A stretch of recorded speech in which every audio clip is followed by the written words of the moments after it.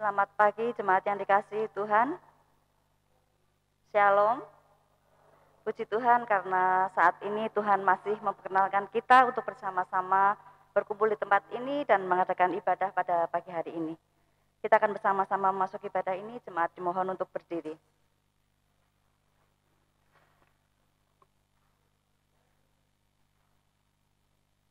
Jemaat yang dikasihi Tuhan, minggu ini kita memasuki ibadah minggu biasa yang kedua dengan tema khotbah, keseimbangan hidup surgawi dan duniawi.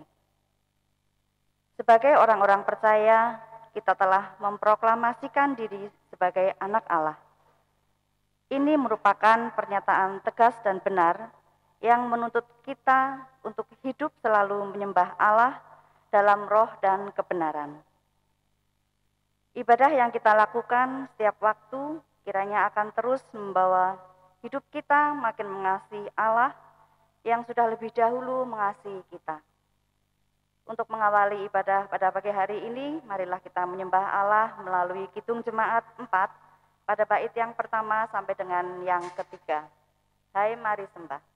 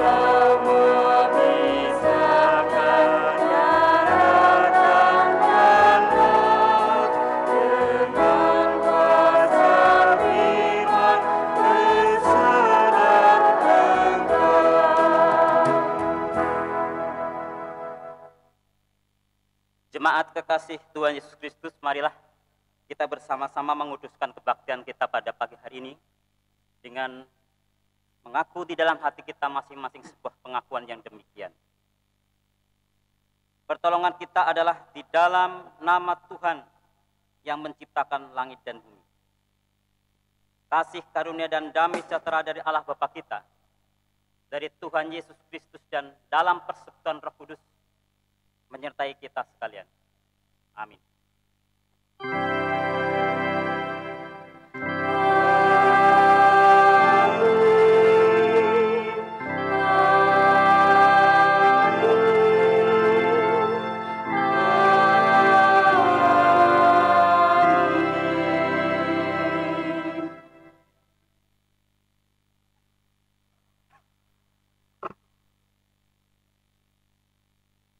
Firman Tuhan di dalam Injil Matius 6 ayat yang ke-33 berkata, "Tetapi carilah dahulu kerajaan Allah dan kebenarannya, maka semuanya itu akan ditambahkan kepadamu." Kita boleh melakukan karya apapun di dunia ini, tetapi harus dalam rangka untuk memuliakan Tuhan dan bagi kerajaannya. Marilah kita bersama-sama memuji Tuhan dari Kidung Jemaat 3 pada bait yang pertama sampai dengan yang ketiga. Kami puji dengan riang.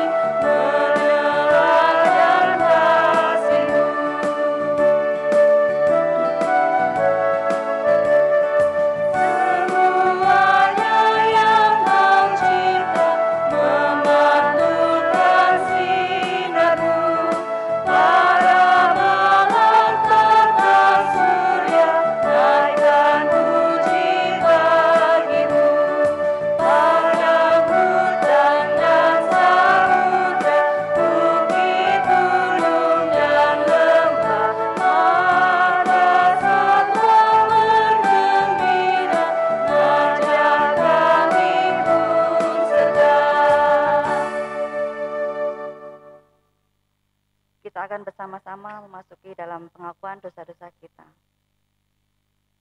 Jemaat yang terkasih di dalam Tuhan Yesus Kristus, marilah kita menerima firman Tuhan dari surat 1 Yohanes 4 1 Yohanes 4 ayat yang 19 sampai dengan 21 yang berkata demikian. Kita mengasihi karena Allah lebih dahulu mengasihi kita. Jikalau seorang berkata, aku mengasihi Allah, dan ia membenci saudaranya, maka ia adalah pendusta. Karena barang siapa tidak mengasihi saudaranya yang dilihatnya, tidak mungkin mengasihi Allah yang tidak dilihatnya. Dan perintah ini kita terima dari Dia, barang siapa mengasihi Allah, ia harus juga mengasihi saudaranya. Kita tentu saja sedang terus berjuang untuk melakukan firman Tuhan, karena seringkali masih gagal melakukan kehendak Tuhan dengan sungguh-sungguh karena masih mementingkan diri sendiri. Maka marilah kita bersama-sama hening sejenak untuk mengakui segala kelemahan kita di hadapan Tuhan dengan penuh penyesalan. Mari kita hening sejenak.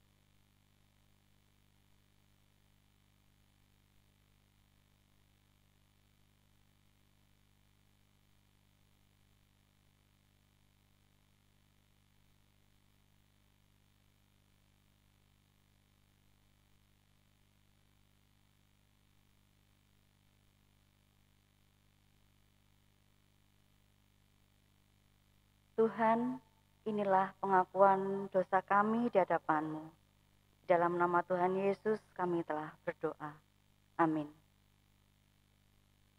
Marilah kita bersama-sama menyatakan pengakuan dosa kita dengan bersama-sama memuji nama Tuhan dari Kidung Jemaat 39 pada bait yang pertama dan yang kedua. Ku diberi belas kasihan.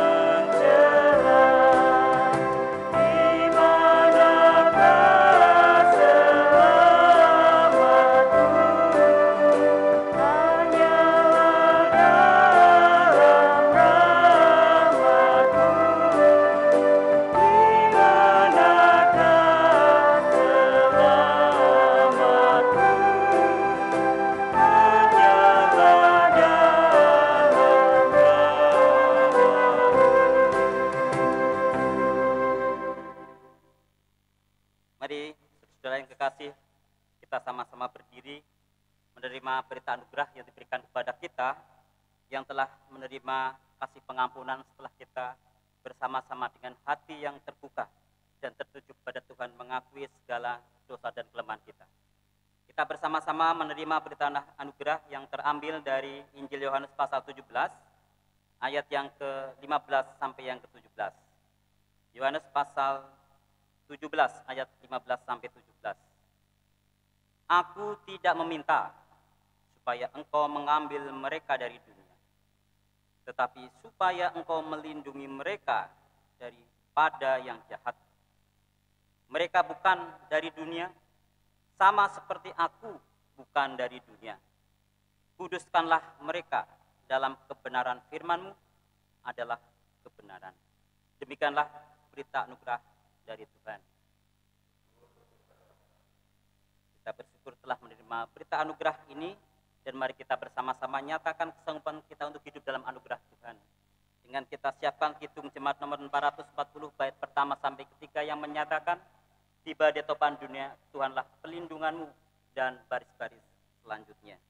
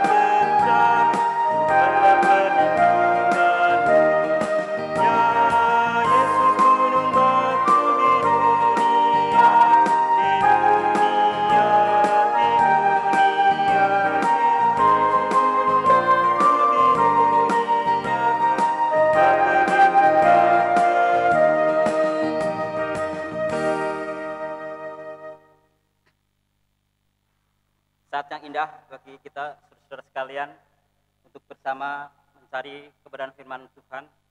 Dan mari kita siapkan hati kita, supaya kita boleh menjadi pribadi-pribadi yang laksana tanah yang gembur, yang selalu siap untuk menerima setiap didikan firman Tuhan. Kita mempersiapkan diri di dalam doa. Bapa di dalam kerajaan surga yang mulia, Engkau yang memiliki segala kuasa di bumi dan di surga. Karena Engkau adalah pencipta langit bumi dan segala isinya. Segala-galanya adalah milik kepunyaan-Mu dan akan kembali lagi kepada Engkau. Terpujilah nama-Mu selama-lamanya di dalam nama Yesus Kristus, nama yang hidup, yang telah menjadikan kami mengenal Dia oleh karena kematiannya di kayu salib untuk menebus dosa salah kami, dan karena itu kami hidup di dalam satu predikat baru sebagai anak-anak tebusan, anak-anak terang yang berhak memiliki hak waris kerajaan Allah sebagaimana janji-Mu dalam firman-Mu. Kami bersyukur untuk pada saat kesempatan hari ini, terkhusus saat ini, Engkau boleh menyatakan kuasa kehadiran-Mu di tengah peribadatan kami, dengan firman-Mu yang akan sebentar lagi kami baca dan kami renungkan.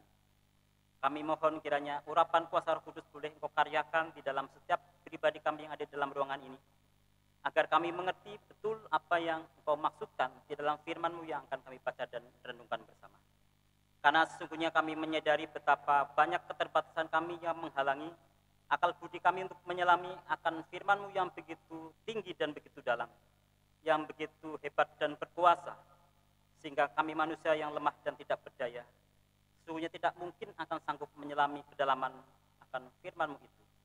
Namun demikian karena ada karya Roh Kudus memampukan kami untuk boleh memiliki pencerahan, dibukakan mata hati pikiran kami oleh karya kuasa Roh Kudus sehingga kami dapat mengerti. Lebih dari itu kami dimampukan untuk berkomitmen dalam menjalani kehidupan sebagaimana firman-Mu yang boleh kami dengar pada hari ini. Persiapkan hamba-Mu secara khusus yang boleh Engkau jadikan sebagai sarana untuk boleh menyampaikan kebenaran ini kepada yang hadir di tengah-tengah peribadatan ini. Dalam keterbatasan dan kelemahan, kami mohon pimpinan secara khusus dan Engkau yang akan menyucikan, menguduskan dan melayakan dari segala hal yang tidak baik, supaya Engkau sendiri yang boleh menyatakan melalui mulut bibir ini kehendak-Mu untuk kami semuanya. Singkirkanlah segala sesuatu yang jahat, yang datang dari anasir-anasir kegelapan, roh penguasa kegelapan di angkasa yang seringkali ingin merebut kebenaran firman-Mu ketika kami membaca, mendengarkan, dan mempergunakannya. Hanya kami undang kuasa Roh Kudus-Mu dan terang ilahi boleh di antara kehidupan dan pelayanan firman Tuhan pada hari ini. Terpuji-pujilah nama-Mu kekal di dalam nama Yesus Kristus. Kami berdoa mengucap syukur dan mempersiapkan diri kepada surga. Haleluya. Amin. Mari Bapak Ibu yang kekasih di dalam nama Yesus Kristus, bagi kita yang sudah membawa Alkitab dari rumah atau kitab elektronik, saya mengajak kita semuanya untuk boleh membuka satu bagian kitab suci dari kitab Perjanjian Baru, terutama dari Injil Markus pasal 1 ayat 14-20. Ini merupakan bacaan leksionary yang terakhir yang akan kita baca dan renungkan. Sementara Bapak Ibu bisa mempelajari dan membaca sendiri di rumah dari Yunus pasal 3 ayat 1-10, kemudian Mazmur 62 ayat 6-13 dan 1 Korintus 7 ayat 29-31. Injil Markus pasal pertama ayat 14-20 berbunyi demikian. Sesudah Yohanes ditangkap, datanglah Yesus ke Galilea memberitakan Injil Allah. Katanya, waktunya telah genap, kerajaan Allah sudah dekat, bertobatlah dan percayalah kepada Injil. Ketika Yesus sedang berjalan menyusur danau Galilea, ia melihat Simon dan Andreas, saudara Simon. Mereka sedang menebarkan jala di danau, sebab mereka penjala ikan. Yesus berkata kepada mereka, "Mari, ikutlah aku, dan kamu akan kujadikan penjala manusia." Lalu mereka pun segera meninggalkan jalannya dan mengikuti dia. Dan setelah Yesus meneruskan perjalanannya sedikit lagi, dilihatnya Yakobus, anak Zebedeus, dan Yohanes, saudaranya, sedang membereskan jala di dalam perahu. Yesus segera memanggil mereka, dan mereka meninggalkan ayahnya, Zebedeus, di dalam perahu bersama orang-orang upahannya, lalu mengikut dia. Demikianlah, saudara yang terkasih, bacaan kita dari Markus pasal pertama ayat 14-20. Berbahagialah setiap pribadi yang mendengarkan firman Tuhan dan yang memeliharanya dalam kehidupan sehari-hari. Hosiana.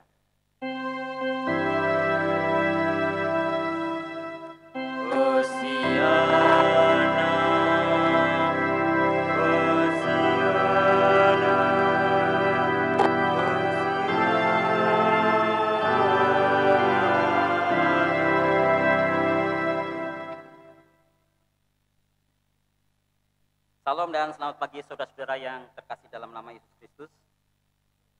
Adakah di antara saudara yang baru pertama hadir di kebaktian di Gereja Kristen Jawa Arta Binangun yang tercinta ini? Tidak ada ya, semua saudara-saudara lama di dalam Tuhan.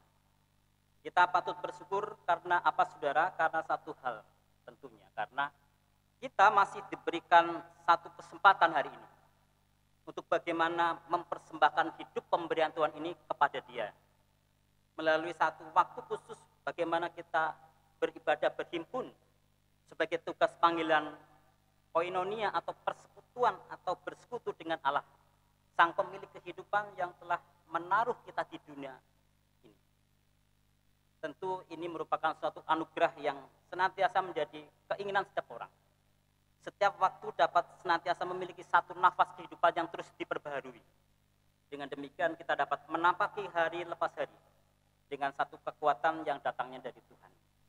Dan kita ada di tempat ini, itu adalah oleh karena anugerahnya yang sungguh hebat, luar biasa yang dinyatakan kepada kita, meskipun saya dan saudara terkadang atau seringkali tidak sanggup untuk menyatakan kasih yang sungguh-sungguh mengasihi dia.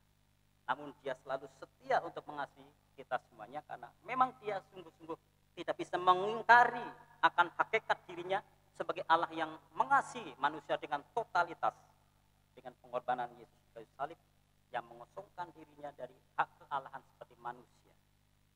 Saudara-saudaraku yang dikasihi Tuhan Yesus Kristus, pada minggu biasa yang kedua ini di bulan Januari, kita bersama-sama diajak untuk bagaimana bisa menyeimbangkan hidup surgawi dan hidup duniawi. Menyeimbangkan hidup surgawi dan duniawi.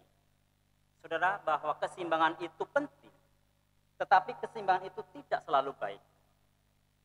Saya melihat bahwa di depan saya ada 3 baris bangku. Saya masih melihat ini sudah cukup seimbang antara sayap kanan dan sayap kiri.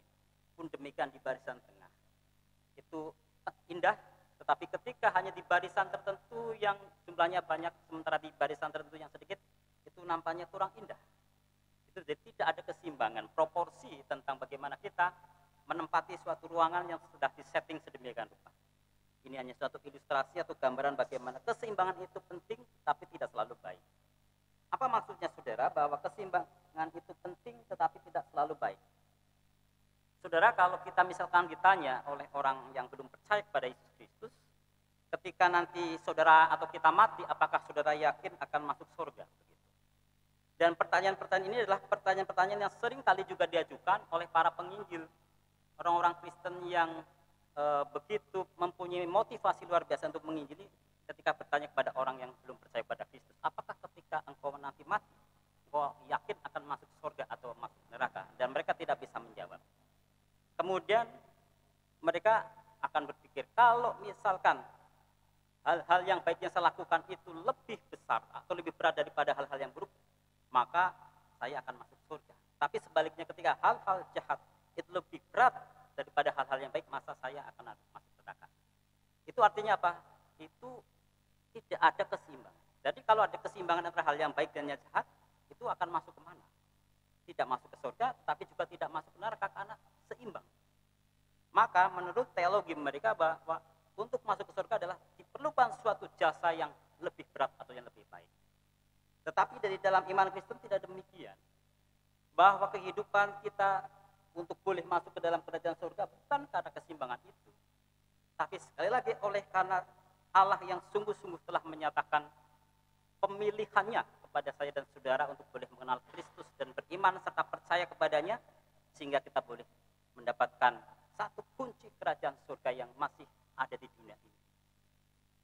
Ini yang membedakan bahwa iman kita dengan iman yang lain. Dan keseimbangan itu bukan hal yang berhubungan dengan keselamatan, tapi keseimbangan di sini bagaimana kita bisa menunjukkan pribadi yang bisa memberkati, juga bisa bagaimana kita berkomunikasi dengan Allah juga kepada sesama.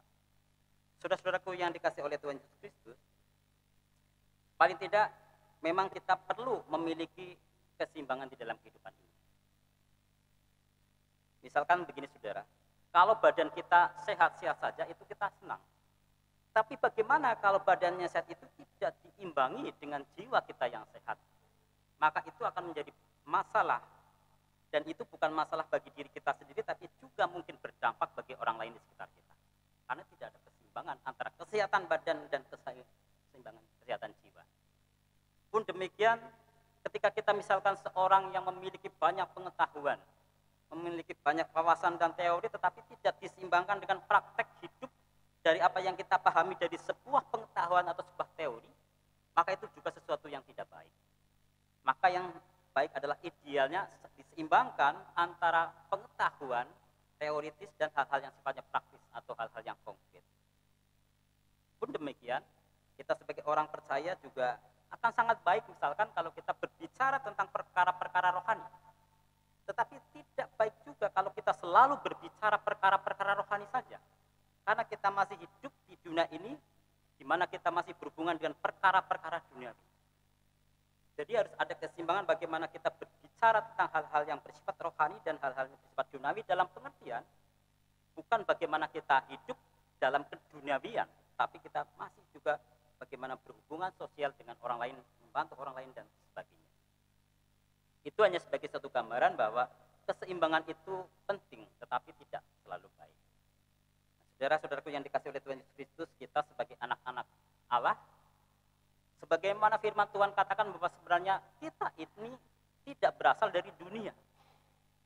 Seperti Yesus mengatakan, saya ini bukan berasal dari dunia, maka dunia ini menolak saya. Dan kita sebagai orang percaya di dalam roh dan kebenaran kepada Kristus, maka kita tidak berasal dari dunia, maka dunia pun menolak kita. Walaupun secara daging, secara jasmaniah kita itu berasal dari dunia. Dengan demikian, tentu kita harus condong yang seperti apa. Tetapi dalam hal ini maksudnya adalah bagaimana di dalam kita hidup sebagai orang percaya bisa menyeimbangkan antara hidup surgawi dan hidup duniawi.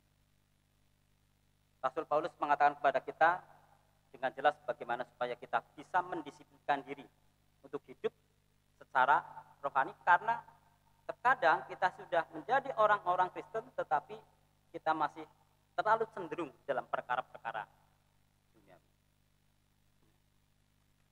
Ayat bacaan yang sudah kita sama-sama baca dari Markus pertama ayat 14 sampai 20 memberikan satu gambaran kepada saya dan saudara bagaimana orang-orang yang dijumpai oleh Yesus pada waktu itu. Ada 4 orang, yang pertama Simon, kemudian Andreas yang bersaudara, Simon dan Andreas, kemudian Yakobus dan Yohanes juga bersaudara. Mereka dijumpai oleh Yesus ketika sedang melakukan tugas panggilan hidup sebagai seorang nelayan. Berada di Danau Galilea, mereka sedang menebarkan jala sebagai tugas hidup untuk kebutuhan jasmani dan duniawi mereka. Mereka menjala ikan supaya mereka bisa hidup. Yesus datang kepadanya, sebelumnya dia di tempat yang lain masih di daerah Galilea. Jadi Galilea ini memang yang sedang menjadi fokus pembicaraan kita hari ini, karena Yesus melayani di daerah Galilea. Galilea itu kalau kita kenal sekarang adalah Israel, itu di bagian utara. Jadi tempat di mana bahwa sebagian besar orang-orang Yahudi yang ada di Israel bagian utara itu sudah bercampur dengan penduduk-penduduk dari bangsa lain, sehingga tidak murni orang Yahudi. Maka bisa dikatakan daerah Galilea itu termasuk daerah Samaria, di mana banyak orang Yahudi yang sudah keturunan dari bangsa-bangsa lain. Tetapi kalau yang di bagian selatan, di daerah Yudea, itu masih sebagian besar itu sebagai keturunan Yahudi. Nah, Yesus itu lahirnya berasal dari Yudea karena keturunan Daud, kemudian dia ke Galilea, kemudian dia dilahirkan oleh Maria di Yudea. Baik saudara-saudaraku yang dikasihi oleh Tuhan Yesus Kristus, pada bagian ini kita dapat melihat bahwa Yesus sedang memberitakan, menceritakan dan mengabarkan tentang Injil Kerajaan Allah. Satu perkataan yang tegas dan jelas dinyatakan kepada orang-orang yang ada pada waktu itu adalah bahwa Kerajaan Allah sudah dekat, bertobatlah. Itu suatu seruan surgawi karena cintanya Allah kepada bangsa Israel pada waktu itu. Karena bangsa Israel seperti kita tahu, bangsa yang dipilih oleh Allah dengan kasih-Nya, tapi seringkali dia tidak mau menunjukkan sikap-sikap hidup sebagai orang-orang pilihan Allah. Kalau kita lihat di dalam perjanjian lama bagaimana dia seringkali mengingkari kesetiaannya kepada Allah. Tetapi kasih Allah sungguh dinyatakan karena dia sudah memilih bangsa itu, sehingga walaupun itu sudah terpuruk sedemikian rupa dalam dosa dan pelanggaran, Allah tetap hadir dan menyatakan kasih pertolongannya. Memang pertama-tama kedatangan Yesus itu adalah untuk orang Yahudi, untuk menyelamatkan orang-orang Yahudi sebagaimana diceritakan dalam kitab Markus yang lain. Tapi kita juga tahu bahwa banyak orang-orang Yahudi yang akhirnya tidak bisa menerima Yesus sebagai Mesias yang dijanjikan dalam perjanjian lama yang dinubuatkan oleh para nabi. Maka dari situ kemudian Injil, yaitu kabar gembira itu bukan lagi menjadi milik bangsa Yahudi, tapi menjadi milik semua bangsa. Bukan lagi bersifat eksklusif untuk bangsa Yahudi, tapi inklusif universal bagi semua bangsa. Sehingga akhirnya saya dan saudara sebagai bangsa-bangsa Israel secara rohani menjadi bagian dari orang-orang yang menjadi warga kerajaan Allah karena percaya kepada Yesus Kristus yang dijanjikan oleh Bapa di surga. Kemudian kita juga dapat melihat bahwa apa yang dilakukan oleh Simon, oleh Andreas, kemudian oleh Yakobus dan Yohanes setelah Yesus berkata, "Mari ikutlah aku." Mereka dengan segera.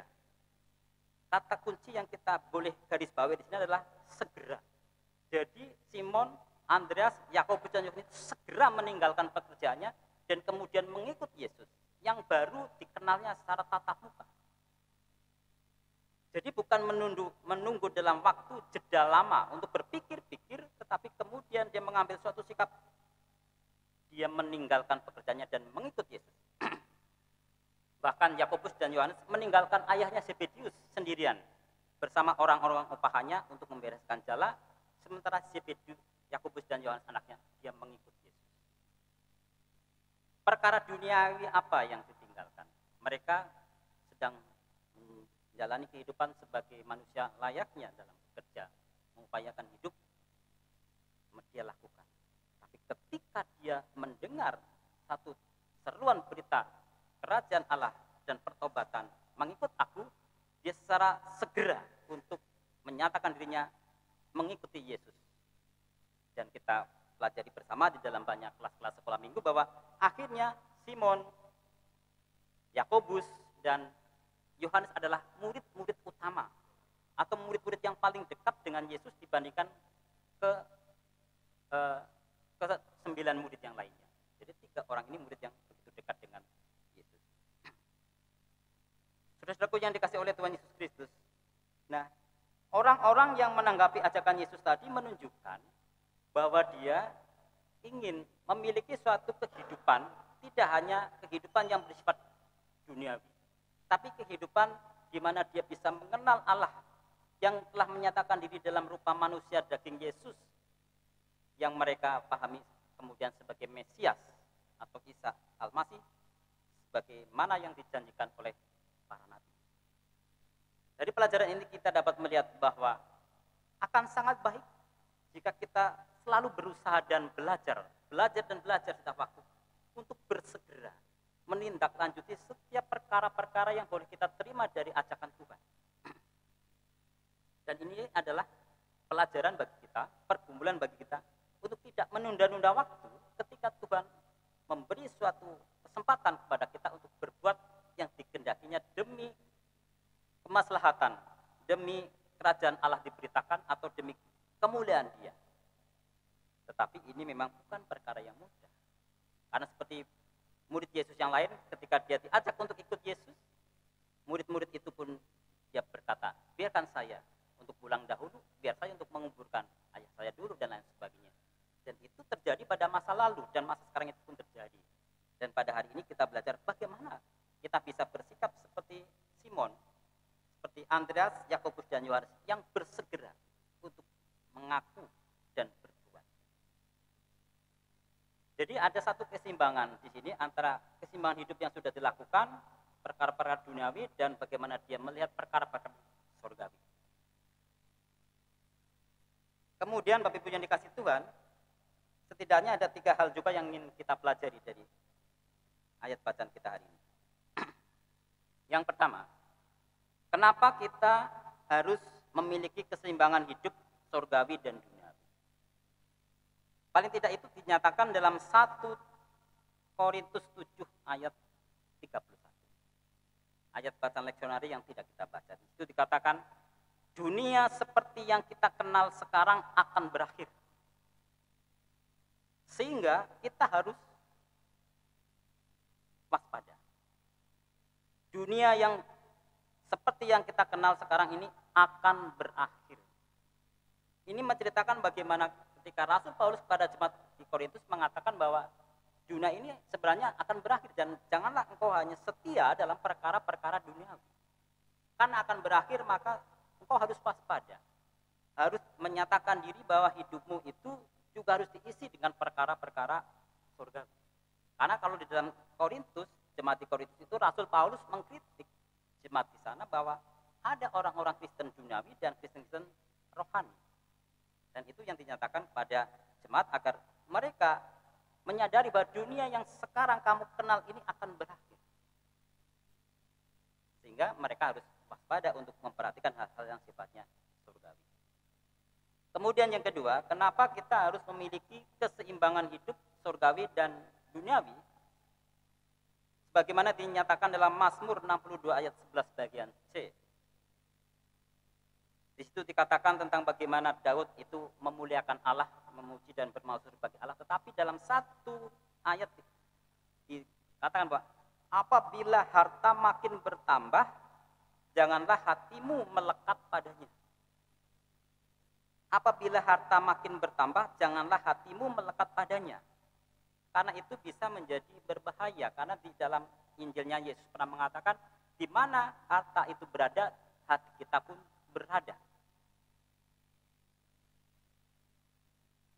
Jadi, karena kalau kita hanya memikirkan duniawi, hati kita hanya ada di situ.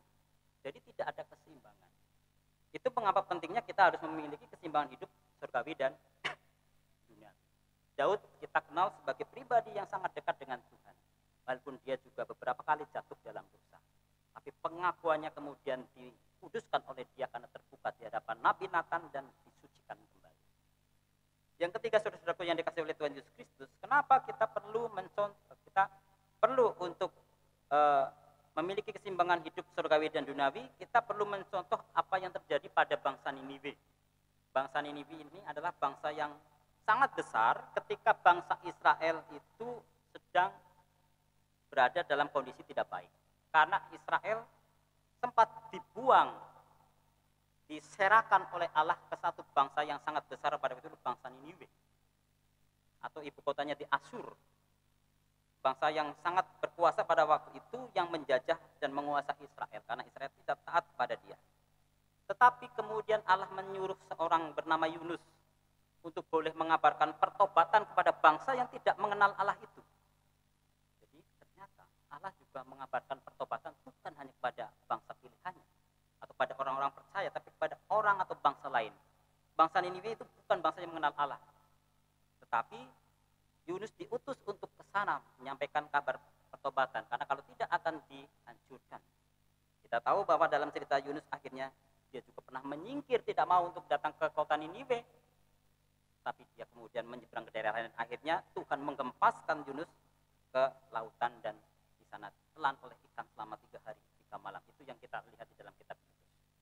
Tetapi yang kita lihat adalah bahwa bangsa itu setelah mendengar seruan dari Yunus, kemudian bangsa itu yang dipelopori oleh rajanya untuk berkabung, berpuasa, tidak makan, bahkan ternaknya pun tidak diberi makan, supaya apa?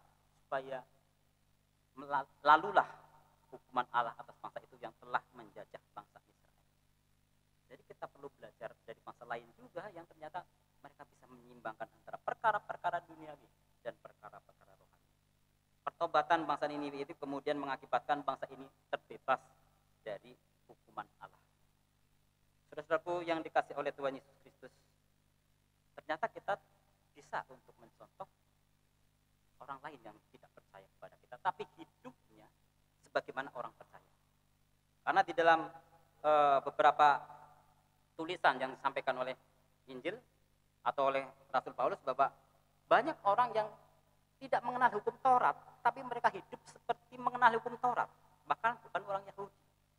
Tetapi orang Yahudi sendiri yang mengenal hukum Taurat, mereka mengenal tapi mempergunakan atau memberlakukan hukum Taurat itu hanya sebagai lip service atau semacam rutinitas dan kekakuan dan formalitas saja. Nah, kita sekarang, saya dan saudara hidup dalam zaman anugerah Allah, dan kita bersama-sama terus belajar bagaimana kita bisa menghargai akan anugerah Allah dalam kehidupan kita sehari-hari, dengan bagaimana kita bisa menunjukkan perkara-perkara duniawi dalam waktu yang tepat dan menunjukkan perkara-perkara surgawi juga dalam waktu yang tepat. Sehingga dengan demikian kita bisa menyenangkan hati Dia yang telah menjadikan kita sebagai milik kepunyaannya, Dia yang telah menjadikan kita menjadi orang-orang yang mengenal kebenaran. Terpujilah Allah yang kekal di dalam nama Yesus Kristus. Tuhan Yesus memberkati. Amin.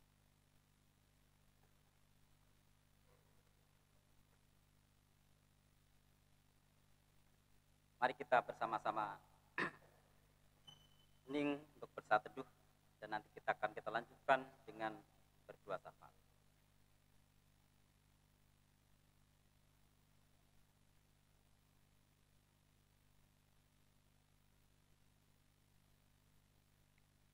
Bapa di surga, kepadamu kembali kami datang. Dalam satu syukur kami karena Tuhan sudah berkenan hadir di tengah-tengah ibadah kami. Dengan didikan-Mu yang memperbarui iman kami, bagaimana supaya kami dapat hidup yang seimbang antara perkara-perkara surgawi dan perkara-perkara duniawi. Kami menyadari betapa diri kami sering tidak mampu untuk mewujudkan hal itu. Tetapi kami bersyukur karena Engkau hadir dan mengingatkan, bahkan memberi kekuatan dan kemampuan melalui karya Roh Kudus, sehingga kami akhirnya bisa menyadari kekurangan kami dan memperbaharuinya kembali. Terima kasih untuk apa yang sudah Engkau boleh nyatakan untuk memperbaharui iman kami kepadamu. Bapa di dalam sorga, pada kesempatan ini kami ingin bersyukur kepadamu untuk setiap perkara yang boleh kami alami sampai hari ini.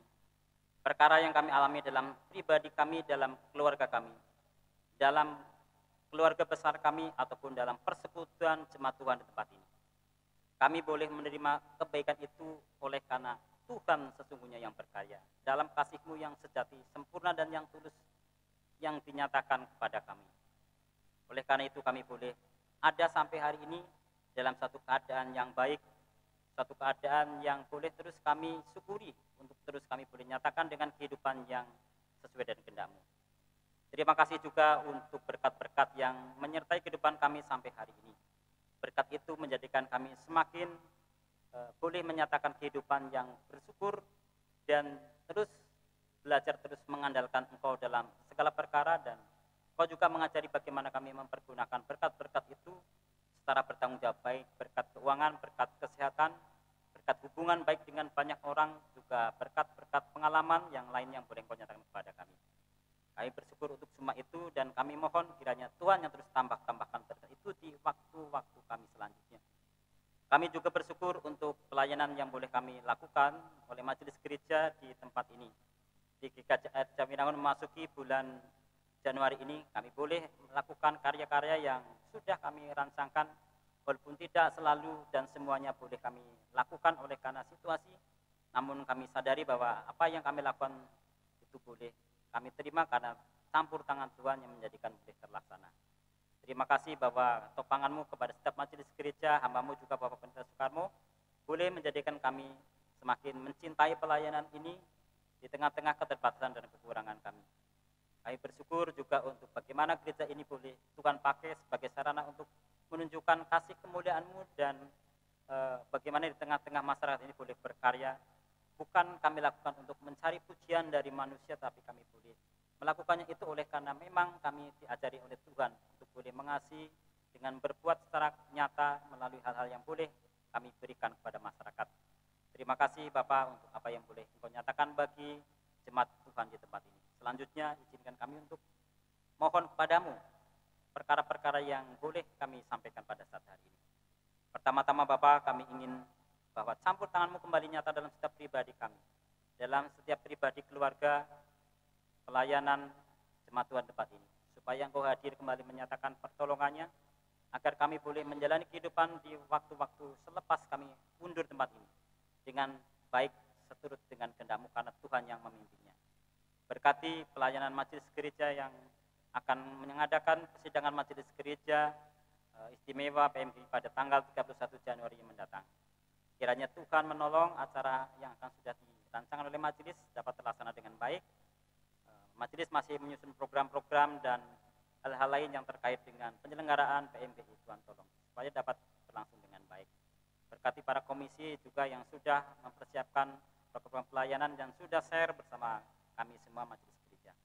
Terima kasih, kami menyerahkan juga pelayanan-pelayanan lain kepadamu di tempat ini, supaya karena topangan dan campur tangan Tuhan kami melakukannya dengan baik, dan itu kami lakukan tertuju bagi kemuliaan dan hormat Tuhan.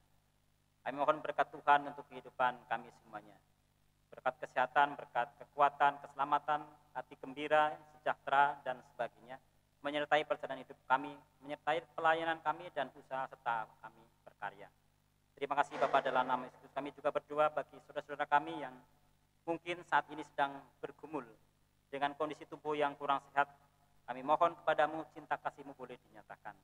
Hadir secara pribadi, kasih-Mu boleh menyatakan penghiburan dan boleh melegakan hati saudara kami yang sakit. Bahkan Kau memberkati ketika mereka berusaha sebagai manusia untuk berobat. Dengan demikian mereka juga menyimbangkan antara perkara duniawi dan surgawi. Dan berkatilah obat-obat, para perawat dokter, dan siapapun yang boleh menjadi sarana manusia untuk boleh menjadikan kesembuhan. Pun demikian bagi jemaat yang sedang berkumpul dalam iman oleh karena tekanan-tekanan kehidupan. Dari kehidupan ini yang melemahkan, kami berdoa kepadamu, mohon kiranya kasih Tuhan boleh dinyatakan juga. Kekuatan serta keteguhan dan lambian tangan-Mu yang penuh kasih boleh dinyatakan, supaya saudara kami boleh kembali menemukan kasih-Mu dan berpegang kepada Engkau dengan hati yang bersyukur. Terima kasih Bapak, kami juga berdoa bagi gereja-gereja Tuhan yang sekarang sedang memasuki masa-masa bagaimana juga memperhatikan masyarakat oleh karena banyak bencana alam di awal tahun ini.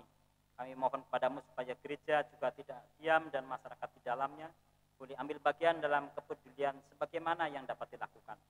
Terima kasih, dan biarlah para pendeta dan para penginjil, para orang-orang yang terlibat dalam pelayanan kesaksian dan pelayanan sosial boleh Tuhan berkati untuk mendatangkan orang-orang boleh diberkati. Terima kasih Bapak. Pun demikian kami berdoa bagi bangsa dan negara yang kami cinta ini, yang sudah memiliki satu komitmen untuk bagaimana tegaknya NKRI, Bhinneka Tunggal Ika, dan dasar Pancasila, untuk boleh terus menjaganya dan merawatnya dengan baik. Aparat keamanan, tentara dan polisi, bahkan Satpol PP juga untuk mengamankan kebijakan-kebijakan nasional. Tuhan tolong sertai mereka supaya dapat melakukan tugas dengan baik. Juga Presiden, Wakil Presiden, para menteri yang mempunyai kebijakan untuk menata pemerintahan sampai ke tingkat bawah. Tuhan memberkati. Untuk orang-orang yang mempunyai rancangan jahat, kami pun berdoa kepadamu supaya mereka boleh mengalami kasih Tuhan, sehingga dalam hatinya memiliki kembali kesadaran untuk boleh bagaimana hidup dalam toleransi, dalam kemajemukan, dan boleh menciptakan kebersamaan yang baik di tengah-tengah masyarakat. Patuh dan tunduk kepada pemerintah sebagai wakil Allah di bumi ini. Terima kasih juga berdoa secara khusus bagi Kapolri yang baru, Bapak Sigit, yang Kau percayakan untuk mengemban tugas pengamanan sipil di negeri ini. Akhirnya Tuhan berkati dapat bekerja dengan baik sebagai orang percaya, menjadi saksi-Mu. Juga mereka dapat menerima dengan baik, dan akhirnya negeri ini boleh aman secara dialami oleh masyarakat di berbagai tempat di seluruh pelosok tanah air ini. Terima kasih. Mungkin ada gelombang-gelombang tekanan ataupun suara-suara yang tidak mendukung, kami pun serahkan kepada Engkau, biarlah Tuhan yang berkara, dan hamba-Mu ini boleh Tuhan berikan topangan kekuatan selalu. Terima kasih. Virus corona ini masih ada, dan kami berdoa terus supaya Tuhan yang berkarya memberikan kemampuan kepada setiap pribadi kami untuk hidup tertib, patuh protokol kesehatan, dan vaksin yang sudah diusahakan oleh pemerintah diberkati oleh Engkau. Biarlah itu hanya sebagai sarana manusia, tetapi kesembuhan sebenarnya milik Tuhan. Dan jadi kami untuk hanya berharap dan berserah kepadamu, tapi kami menghormati kebijakan-kebijakan dan usaha manusiawi yang dilakukan dengan berdasar kepada pertolongan kepadamu. Terima kasih Bapa, dalam nama Yesus Kristus ini doa kami serahkan kepadamu. Hal-hal yang kurang berkenan Tuhan ampuni. Terpujilah nama-Mu, dalam nama Yesus Kristus kami berdoa dan mengucap syukur. Amin.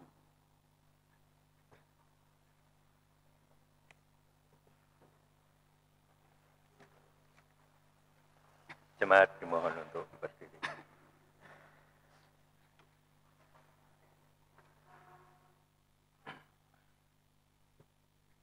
Bersama dengan umat Tuhan di segala abad dan tempat, marilah kita memperbaharui iman percaya kita dengan mengucapkan pengakuan iman rasuli. Aku percaya kepada Allah Bapa yang Maha Kuasa, Khalik langit dan bumi, dan kepada Yesus Kristus, anaknya yang tunggal, Tuhan kita, yang dikandung dari Roh Kudus, lahir dari anak darah Maria, yang menderita di bawah pemerintahan Pontius Pilatus, disalibkan, mati dan dikuburkan, turun ke dalam kerajaan maut. Pada hari yang ketiga, bangkit dari antara orang mati, naik ke surga, duduk di sebelah kanan Allah Bapa yang Maha Kuasa, dan akan datang dari sana untuk menghakimi orang yang hidup dan yang mati. Aku percaya kepada Roh Kudus, gereja yang kudus dan am, persekutuan orang kudus, pengampunan dosa, kebangkitan daging, dan hidup yang kekal. Dipersilakan duduk kembali.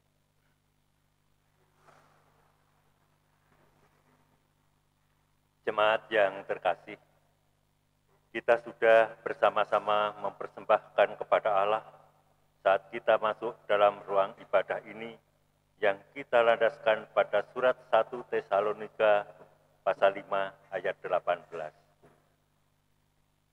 Mengucap syukurlah dalam segala hal, sebab itulah yang dikehendaki Allah di dalam Kristus Yesus bagi kami.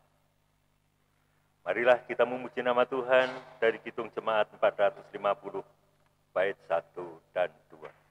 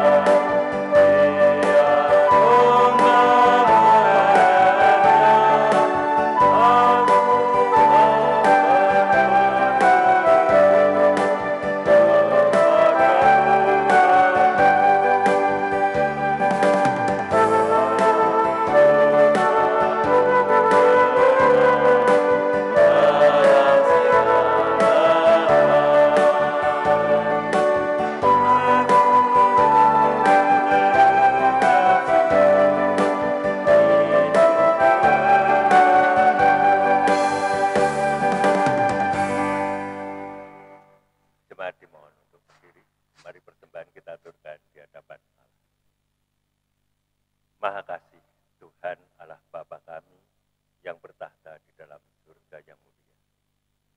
Terima kasih Bapa, Kau telah memberkati di dalam setiap langkah hidup kami.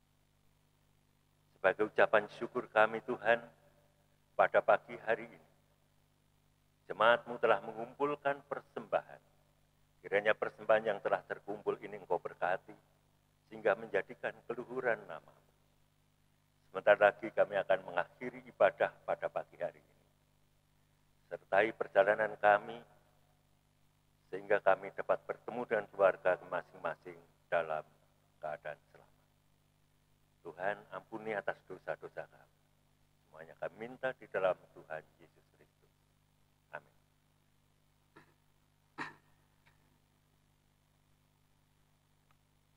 Kidung pengutusan terambil dari Kidung Jemaat 344 bait 1 sampai 3.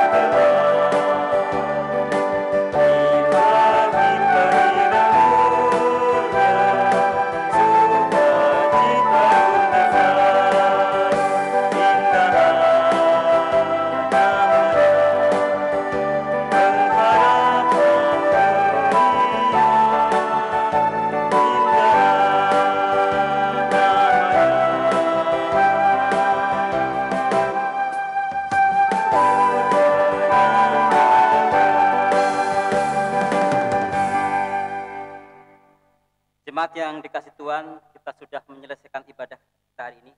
Dan kita akan bersama-sama undur dari tempat ini untuk masuk dalam kehidupan kita bersama keluarga dan di tengah-tengah masyarakat sesuai dengan panggilan kita masing-masing. Dan sekarang mari kini arahkanlah hati kita kepada Tuhan. Jadilah saksi Kristus. Terpujilah Tuhan. Bersama-sama kita terima berkat yang datangnya dari Dia. Kiranya Allah, Bapa di sorga, yang kasih setianya abadi menjadi tumpuan harapan kita. Kiranya Yesus Kristus, yang pengorbanannya menyelamatkan kehidupan, menjadi sumber hidup kita. Dan kiranya Roh Kudus, yang memperbarui segala sesuatu, menjadi dasar perubahan hidup kita untuk saat ini sampai selama-lamanya. Amin. Tuhan pimpin anakmu agar kita tidak